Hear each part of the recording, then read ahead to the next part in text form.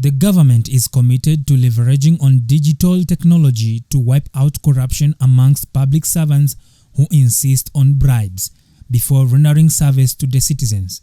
Cabinet Secretary for Information, Communication and Digital Economy, Eliud Owalo, has said. Owalo, who spoke at Bondo Technical Training Institute and Gobei Secondary School in Bondo Sub-County, where he launched digital hubs, said that by availing services on e-citizen platform, the government was doing away with the bottlenecks that middlemen and corrupt officials were exploiting to fleece the public. I'm here as an emissary of the president to launch this digital hub here today.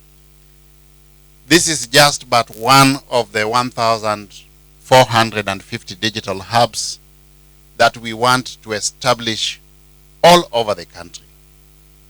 For a start, we started with the TVETs and the TTIs. As we speak, we have done 203 institutions where we have deployed devices.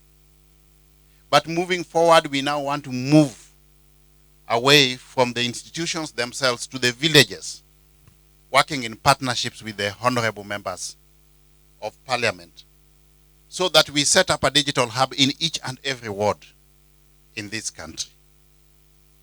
The members of parliament have already undertaken a revision of the CDF Act that now allows them to set up for us facilities where we can deploy the devices. So as national government, under the leadership and tutelage of His Excellency the President, our role now will be to do the connectivity, deploy the devices, facilitate the training, and then connect the youth to digital jobs, which are provided on online platforms. And that is what is already happening here. Since we started this program over 1 year ago, we have now trained 390,000 youth, while in equal measure, we have created 139,000 digital jobs for our youth. It is our proposition that within the next 2 years, we should have created a minimum of 2 million jobs for our youth. And this will be a game changer because it is the only space where we have got abundance opportunities for our youth to exploit their full potential.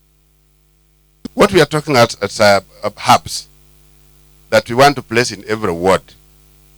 The movement to this institute, when we allow it to the population outside here, may be a challenge at one moment. We are negotiating to offer the entire, we are ready to move out from my office, the entire compound, the entire hall, and every facility that is there. I want to give it to you. Say that we offer it as a place where the youth in Bondo and Bondo town can idle at if they want to idle. So it doesn't need anything. It has everything. A whole capacity of more than 500 people. There are some crazy computers that were brought there one time.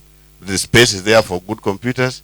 What then follows will be a proper network, which I want to believe that ICA is working on, that will help us move forward.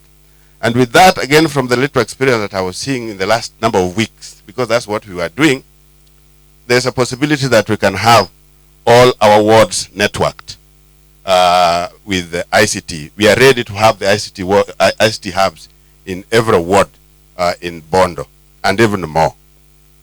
The next, which I wanted to say when we were in the school, is that when I was in course yesterday, we went to Aldina Visram. The first lot of computers that were bought by, and the arrangement that for networking that was done by CDF that time, 2015, 2017, is a real changer in the school. Instead of having it as for purpose of the public and the issue of jobs, they networked it in the school so that it is mitigating against the teacher's shortage. One teacher in the school, because the entire school is networked, is able to teach 5 classes at a go. If you allow me that your ministry can do that, I'm ready that we partner so that we mitigate this problem of shortage of teachers in our schools. All our classes can be networked, and if it is done, only 2 or 3 teachers can be teaching in a school at one moment. So there are many things that are happening. Yeah, I know some of the teachers may be complaining because many of them are not yet employed. But then we are looking for solutions where there are problems. Yeah, we are looking at solutions where there are problems. So please, in as much as that's happening, we are also pleading that the teachers who are trained must be employed in a similar manner. Yeah. So we don't want to close our eyes on one side and look at the other side only. But there are ways of how this can be done. Some of us left the university 30 years ago, or slightly over 30 years ago. Back then, jobs were looking for us. Back then, jobs were looking for us. I did electrical engineering, and the whole of third year, we were working.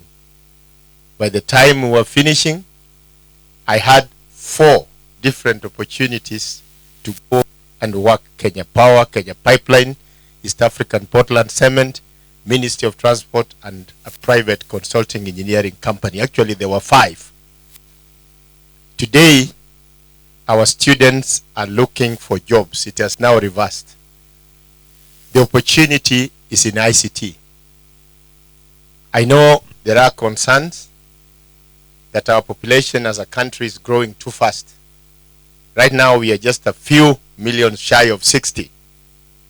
But from where I sit, I think, Waziri, using your ministry, it is time for our young country to turn the population bulge into an opportunity.